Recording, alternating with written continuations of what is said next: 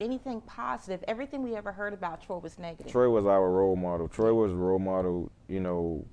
Troy was like a big brother to me long before I knew Troy was my cousin. Savannah's a small city. You find out everything eventually. But, Troy was we had in our neighborhood, we had a park, a big park, and Troy would organize cookouts at the park. And, it would be all the generation of guys, the older guys would be out there showing us how to do stuff, playing horseshoes, teaching us how to hit, talking to us, And Troy always stayed on me. He always wanted me to be better. He always made me dig deep as I can down into my craft because he said that's what was for me and that's what I need to focus on. But you're talking about a man who was a Little League football coach. Our football team was the Cloverdale Pals. PAL stands for Police Athletic League. He coached for the police system. His father was a police.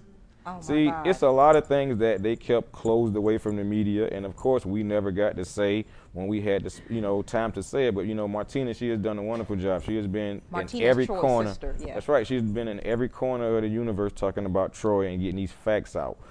She's shown people in black and white for years at rallies, passed out all copies of court documents. We've been proving this stuff to people for years that this whole thing was just drummed up and Troy's face was put on it. He was never guilty. He was never there. He had anything to do with it. All right, well, on that note, like I said, we've talked about his life, his death. So, okay, what do we do now? What's next for us? What's next What for does us? your family want us to do? This is what needs to be understood. It was a fight of solidarity. It wasn't just black people fight for Troy. His spirit took over this whole fight. It did. And everybody was able to fight in peace and shoulder to shoulder and arm to arm. Okay?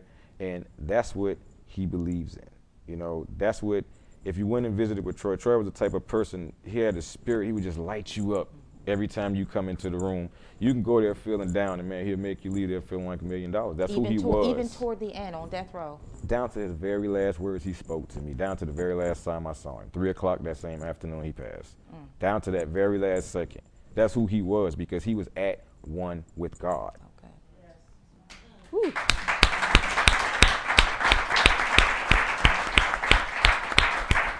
I don't even know why I had this today. Troy knew, as much as we've talked over the years, Troy knew that he was to be used, he was to give his life away to save other people's lives. See, had this line not been drawn, it's a lot of situations wouldn't be able to take place. And we would have this situation happening over and over and over and over, and we'll still be asking, why isn't anything being done? Why don't we see this? But there's a lot of black men right now that are still on death row. Yes. So the situation is still going on. So we have to start, seriously, starting today, we got to do more. I've sat down, all the times I go there, he had all my music inside, so we were always together. Either I was home reading letters or, getting phone calls from him, or he was there listening to me the whole time, and we were always together some kind of way. But, when I go out there to visit, all the other inmates would be, talking, and they, talking to their families or respective people, and, they'll take a little time out to come talk to me because all of them got to know me over the years. I've had cold-blooded, hearted killers look me directly in my eyes and tell me, yeah, I should die for everything I did, but he don't deserve to be in here.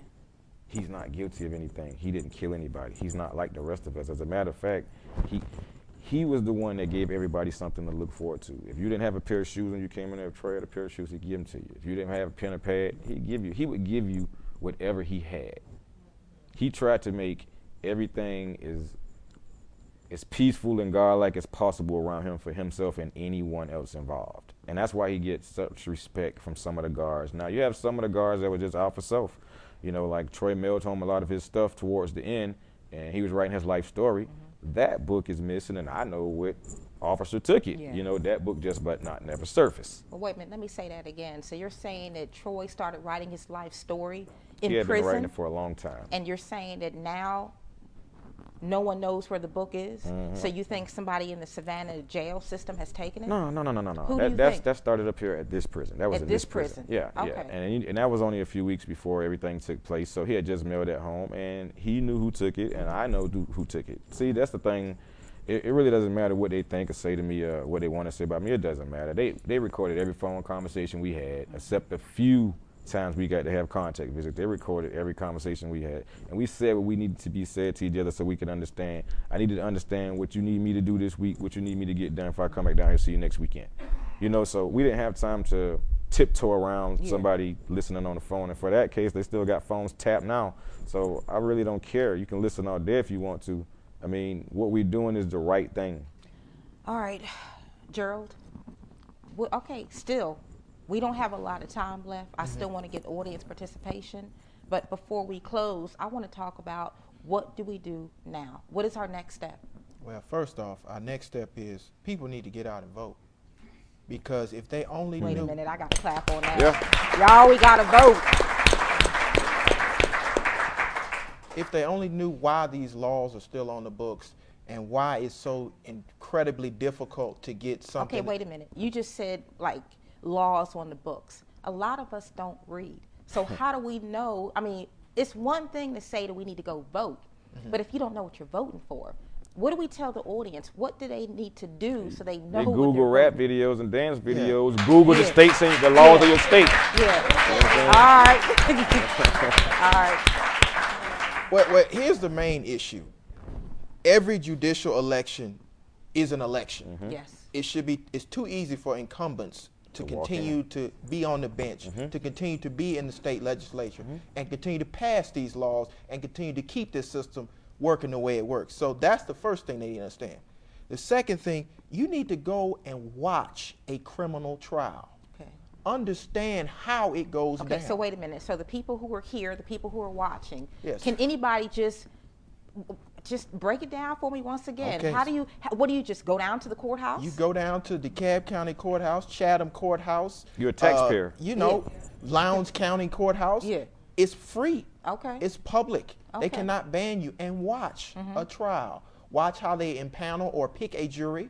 Listen to the law the judge reads to the jury, and then watch how a jury returns a verdict. And you'll be so shocked and so appalled at how easy it is for somebody to lose their freedom, their rights, and ultimately their life. All right, Yes. so after we go there Yes. and after we watch a case, then what's next? What do we do next? Then we go back to our communities and we talk about with our children what can happen to you if you continue down this road. Okay.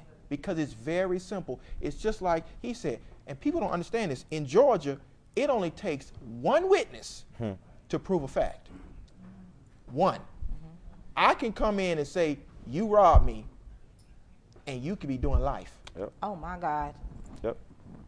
I'm not going to be able to get into evidence that you have character issues that everyone in the community knows about unless I can prove a certified conviction of which, or I got witnesses that can testify to that. So anybody here can go and say I robbed them, I robbed them. and I can get and they You will can arrest get me. arrested for that Okay. without proof. Now, today, hopefully the police will take DNA. They will do fingerprints. They will do audio tape statements, but sometimes they don't do any of this. Sometimes they just show up, take a report, turn in, you get arrested, you get a public defender, you get a trial, you go to prison. Oh my God. Now, I used to be a The public defender. process. I loved every day of it because I was a true advocate. I wanted to fight for my clients. But when you're overworked and underpaid, you're not going to fight all the time. So give me an example of what a public defender would make. Ooh, depends on what county. I mean, you know, you might be in an outlying county where you might make $42,000 Oh my God. 42 A after year. going to law school. after going to law school. Okay. You come in your first day from passing the bar and you dumped 150 cases, murders, rapes, child molestations, trafficking, all this stuff. And now you got a judge and a DA telling you you're on a trial calendar next week with 15 cases and you better try every one of them. So you just don't care. It's not that you don't care. You become burned out. Okay. You've been told the same thing over and over again. And you, at this point, you know what? I'm just going to make this paycheck. That's But awful. you also have lawyers, and this is the part that people don't really understand. We need to fund our public defender council. Right now, they have a little bit over $1.5 million worth of public funding for the entire state. That's awful. So what do we do? How do we fund it? We need to stop. If we're going to continue to build prisons, we need to put the same amount into building the prisons and defending the individuals so we make sure we have guilty people Yeah. going to prison. Yeah. And definitely guilty people on death row. Because, I mean, especially in Troy's case, and I was sitting in Washington, D.C., when I heard Unfortunately, he was put to death. Yeah. And the first thing I thought about my bar card, and then I thought, you know what? I can't keep doing this. Yeah. If they can put an innocent man to death. Why? Not because I know for a fact he was innocent. But We I do know, know for a fact. But I know based on the law, That's right. he was innocent. You're right. Because reasonable doubt is one person That's right. lying. Woo! When you have 7 witnesses come forward and say I lied, Yeah. that's 7. too much doubt. That's too much. And let me give you the reason why all of them did that, because they pretty much all lived in the same area we did. At the time, either they had pending drug charges or was on probation for something or anything else you can think legal that would cause a problem, and they were all threatening the same thing. If you don't sign this statement, we're giving you 25 years. Oh my God. Every last one of them were told that. Did that come out in court? They didn't mean for it to, just like Well, it's gonna everything come else. out now. You know, but that's how the system works in Savannah, man. I'm sorry, it is. And you know, I love my city. I love the people there. You know, the city of Savannah, killed Troy. The people of Savannah, we call ourselves the Seaport. We the people of that city. So that's our city. That's the city that we try to help, and we look out for each other and Are do you the best still we can. living in Savannah? Nah, wouldn't raise my kids in that. Okay. Wouldn't do that. I'm sorry. I got a son, and that's just a chance I'm not willing to take. Because I'm not going to let nobody hurt him by any means necessary. Yeah, so. but this is still the state of Georgia. Yeah, it's still the state of Georgia, but you would be amazed how much difference it is from Savannah to Okay. Atlanta. Just 327 miles. You would be absolutely amazed. And you know what? I've been to Savannah many a times in my life. I used to think, oh my God, I love Savannah. It was a great weekend getaway. After this story, I'm going to be honest with you. Forget Savannah. I'm never going back there. Never. Never. We still have the same people in power, whether they're on a bench or not, and it's really just that simple. And just like I said, it goes back to Spencer Lawton's gonna start speaking out now. The current DA, Larry Chisholm, okay, Larry crusaded in the beginning on we gonna get Troy and we fight for Troy and Troy this and Troy that, and got in office and hadn't said one word in I think 3.5 years. The death warrant was signed. Okay, now he is the head of the district attorney's office. The death warrant was signed. He didn't put his name on it. I don't know if he thought, that would make him look good in some light or whatever, but we understand that you run that office. If it came out of the office, whether your name was on it, you pretty much gave permission and knew. So don't think just, I understand a lot of times politicians make moves and they're trying to think of what it's going to look like, but you just stood out in the middle of the street and threw a rock and hid your hand in front of everybody. Hold That's that exactly thought. what you did. Hold that thought. We're going to take a commercial and we'll be right back.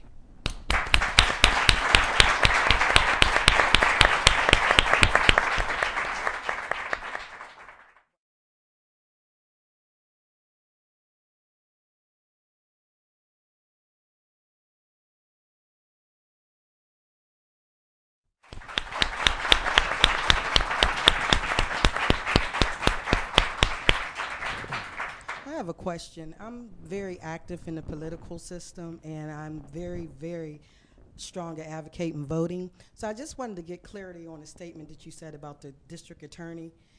Is it true that you're saying that the district attorney who's now in Savannah kind of used Troy's case to kind of win election, and then after he won election, he disassociated himself? That's exactly what I'm saying. I mean, I couldn't say it no better than you just said it. That's exactly what I'm saying, and that's what he did, and he hadn't spoke out, but when you got the former district attorney who still runs the city, Spencer Lawton, calling you every day, telling you what you better not do, I don't know, maybe that was a motivation for it, but he campaigned for office, and he came to the family for support and everything else, and, I guess his support was not putting his name on a death warrant.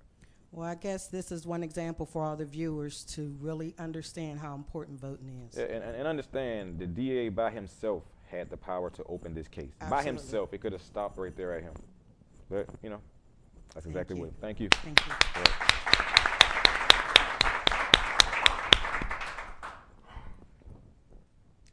I just want to make a statement. I think Troy life lives on through all of us. Yes. We have to support our own. Yes. We do not support each other in every aspect, from business Yes. to parenting, everything. Yes. I can remember a time when we used to be on a bus and we did something wrong, whether you were family or not, you were corrected. Yes. We got to go back to that. We have the power to do that. Yes.